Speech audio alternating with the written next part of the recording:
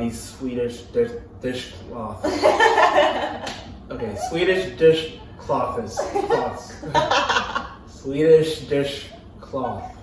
I'll try saying that 3 times. That's really hard. Yeah. Hi, I'm Nico. And I'm Adri. And this is another reaction video to Evan Thomas. We previously reacted to their video called Swedish Things My Girlfriend Does.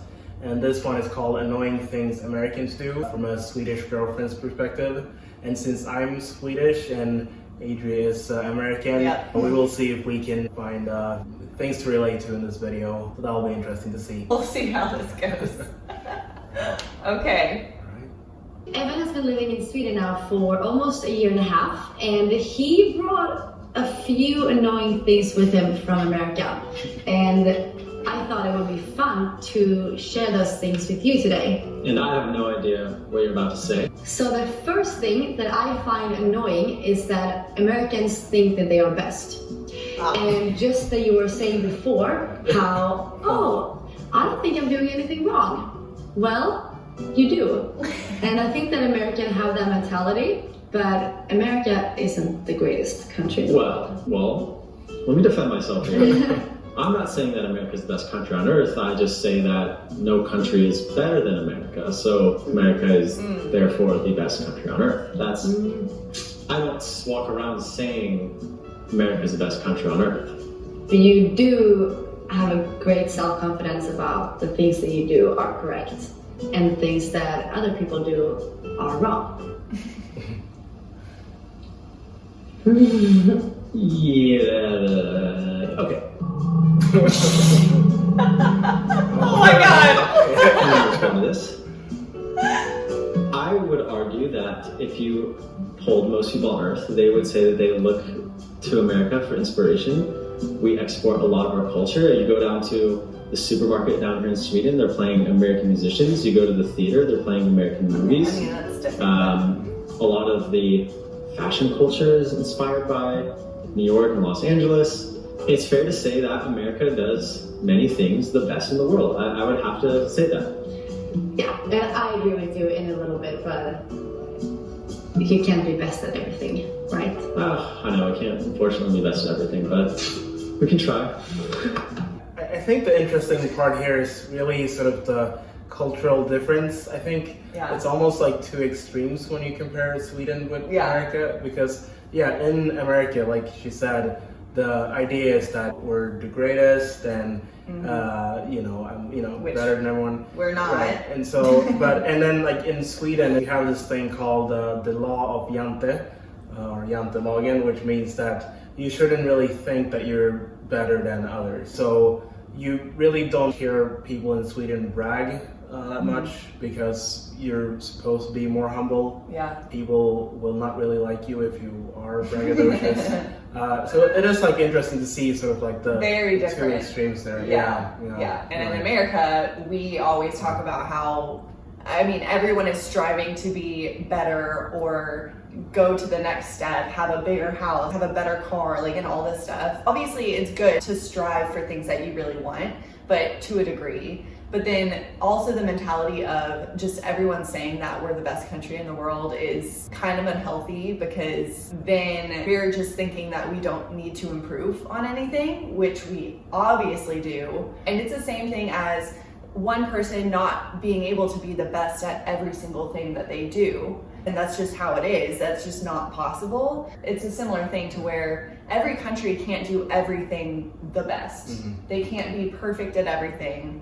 And it is really great to look at other countries and see what's working there and what could work here because of that, and learn from it versus think everything that we do is the best, because it's not. And that's like to your point as well, where it is like, you can't break it down on individual issues, like you said, when it comes to certain cultural things like music and movies. Then you can pinpoint and say that, I mean, that's where the US is really influential and where others admire the US. But then you can obviously then move on to other issues and be like, well, when it comes to let's call it, any other like social issue, then maybe some other country might be doing a bit better. And like you said, I think if you put yourself on that pedestal and say that everyone else sucks and we're the best, then mean, not learning from others might not always be Yeah. sort of the best way to go. Yeah, you're not setting yourself up for success Right. in that way. Yeah. So,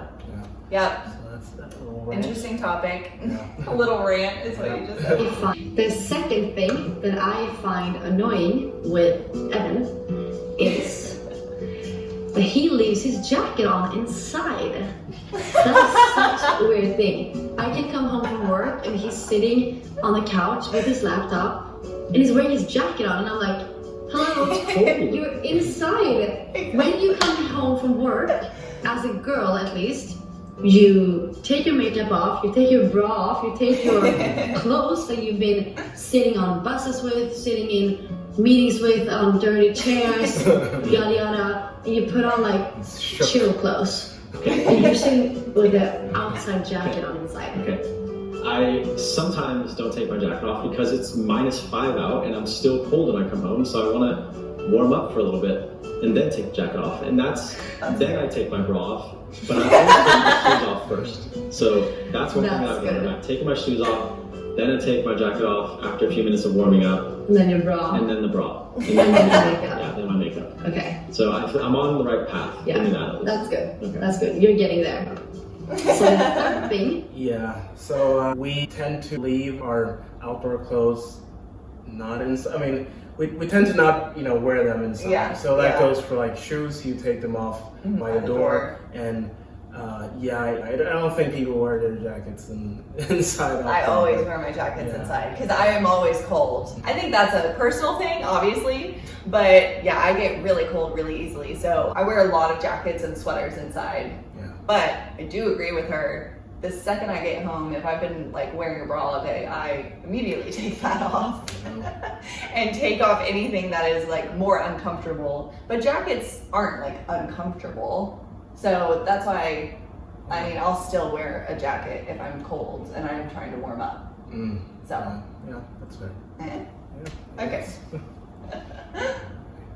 so the third thing that I find annoying with this I menu know. is I've never seen you 3. Can I have 3 hot dogs, please? this is also weird. So the third thing that I find annoying with this I menu know. is that he's afraid of confrontation, meaning that if we're on a restaurant, don't get the food that you ordered or something, I don't know. You're like, oh, whatever, it's fine, we'll just eat. This will do as well. And I'm like, just tell the waiter you didn't order this, you want something else. Or if, for example, if you're allergic to something and you ask without that thing, and then you still get it, you can be like, I'm sorry, this is not what I ordered. And you're like, oh, they're gonna get so mad, I can't do it. I've worked in restaurants before when I was younger. I know that those servers are under a ton of pressure and stress. If I get chicken instead of steak, I don't care, I'll just eat it. I'm just happy to eat the meal. It's not a big deal for me. Yeah, you're right. I don't want to confront the waiter and call them out and then sit around for 20 minutes while they go back to the kitchen and recook my steak. I'll just eat the chicken. For me, it's no problem. It's not that I'm afraid of confrontation. I just like to be polite and I just don't want to be rude to people. But if you were really craving steak and then you get a chicken, I would be so disappointed. I would be like, but hey, It's just not that. I don't want to eat chicken right now, I want to eat steak. No, it's a fair point you have, but to me, it's just like, I'll eat the chicken. No worries. Let's just, whatever. It's okay, because whenever that happens, I will tell them instead. We know that, yeah. We know that. Well, so that one seemed to be more of a personal preference in a way. Sometimes there are situations where I don't want to be confrontational, and I just don't want to be a person that is like inconveniencing someone, so I get that, but I think it is actually the opposite. In general, it's that Swedes are more confrontational than Americans. Yeah, so that was the interesting thing here, is that you'd think it'd be the opposite. That he, as the American, would be the more confrontational. But yeah, it seems like they really turn that one around. But it goes to show that it is a more personal thing, but stereotypically speaking, you'd think it'd be the switch that around. Yeah, and thinking of us, I feel like we're kind of the same, like in some situations. I don't know. Yeah. Okay. So the fourth thing that I find annoying with Evan, or with the American culture, is that they leave their lights on so bright inside. We'll continue. I see pictures of dinner parties or people having a cozy meal at home, and the lights are just turned on.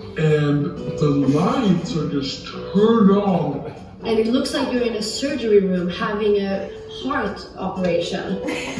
And I must also say that in Sweden, maybe this has to do with the weather and like being inside more, but we like it cozy. I like to have the lights up so I can see what I'm doing. It's already dark enough outside at 3 o'clock in the afternoon. I don't want to come home and sit in the dark again. I like to have the lights up. There's nothing wrong with that. But you do. And what's annoying for me is that you like to sit in the dark. It's not dark. I mean, if you're sitting in a restaurant, it's gonna be dark. It's not gonna be. It's moderately dim. I don't like it dark where I'm like, I thought I had chicken, now I'm eating a steak. That's why they like my stuff, because they can't see what they're writing on the paper. No. The cooks can't see what they're cooking in the kitchen. No. Yeah, because it's so dark everywhere. I mean, like I said, it's 2:30 right now. It's like the sun setting. So when I come home, I want to get some sort of brightness. Well, we don't want to sit and eat in complete brightness. Like, that is not cozy. And we always call it the operation room, but yeah. I like those. There's like 6 lights behind us, strung from the ceiling. I like those things cranked up to 100.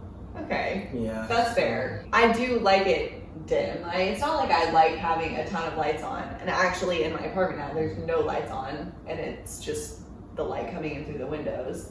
But I don't have dimmers in my apartment, so I don't have that option. But if I did, I would do that. Right. Yeah, that one was interesting. I do agree that, yeah, for the most part in Sweden, we do like it a bit more cozy and not have all the lights on. Yeah. A bit of a better ambiance. And And it is more cozy. yeah. I know that's Danish, but it's true. Yeah. So the 5th thing that I find annoying is that Evan always wipes the kitchen counter with a paper towel. What's wrong with that? First of all, it's very bad for the environment to just use so much paper. In Sweden, we have a thing called Vettix. It's like a cleaning cloth, sort of, but it's like a little bit thicker than the one you clean like the toilet with. It's like a little bit thicker. We can maybe add a picture here. And you just get that wet, and then you can wipe the whole counter off. You can wipe the... Crawling with bacteria, because you just wipe down the counter multiple times with the same thing without washing it. And you're not cleaning the counter, you're just spreading all the bacteria around. No, because you use a spray as well. That's why I use paper towels, is because you put them in the bin after, and then you're getting a fresh one every time. But you clean... I got it. No? You have no response to that. Yeah, I do, because I clean the cloths like... Once a month? No, 2 times a week.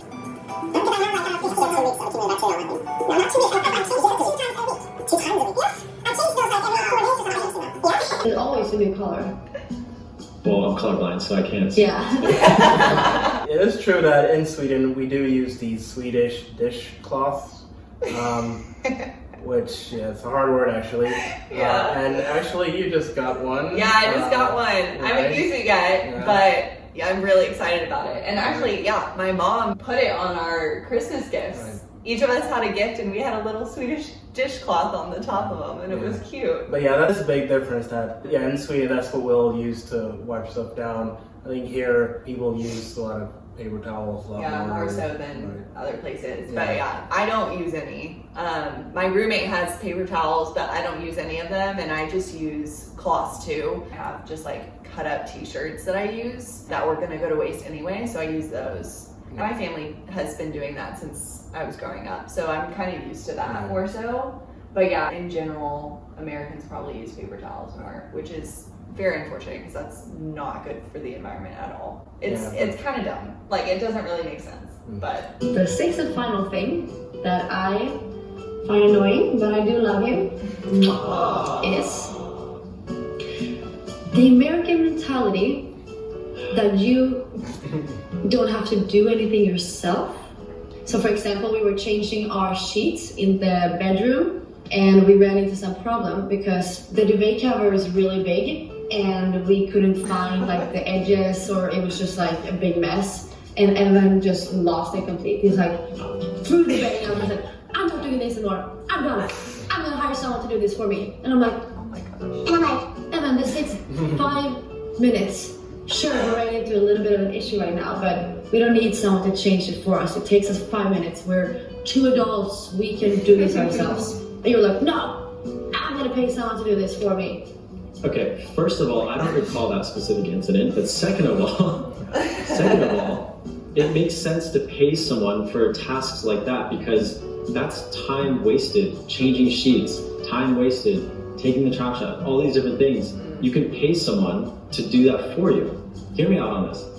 Your time is worth a certain amount of money. If you have an hourly job, let's just say you make $50 an hour, your time is worth $50 an hour. So if I have to suddenly spend many hours of the day changing sheets, taking out the trash, cleaning the house, mopping the floor, yada yada, that's time that I could spend working and generating more income. So therefore, if you can pay someone less than $50 an hour to do those tasks, then it makes sense to pay that person because you're gonna be net positive on your income. So if I can work for an hour and make $50 and I can pay someone to do my cleaning for $20, I'm still pocketing $30 because my time is worth more. If you I totally agree and it makes sense, but you and I don't, we have a monthly salary, so even if I work 100 hours a month or 2 million hours a month, I'm still gonna make the same money. Yes, but if you can dedicate more time to your job, you can have better performance and hopefully be recognized for that better performance. Here's another example. People always say that people with maids or nannies are entitled and they're lazy. That's not the case at all. Usually those people are such high income earners that it just makes sense for them to hire someone to do tasks that would otherwise take up their time. And I agree with you. I mean, eventually we'll get someone to do it for us, but for now, it's fine. For now, we'll change the duvet, even though it's a nightmare. But I don't recall that incident. But yeah, you can see my point, hopefully. Yeah. So we may not be able to relate to the duvet, there, but I think more big picture, I have noticed that people here really value comfort and I guess not having to do stuff themselves. And I actually have one example from when you visited Sweden, is that when we got pizza over there, we brought it home and then we opened it. And the first thing you said when you saw the pizza was, they don't cut it for you? It wasn't cut. And I was like, I just opened it and it wasn't a cut pizza. And honestly, I don't think I've ever seen a pizza not cut before, just in front of me. And I was like, what?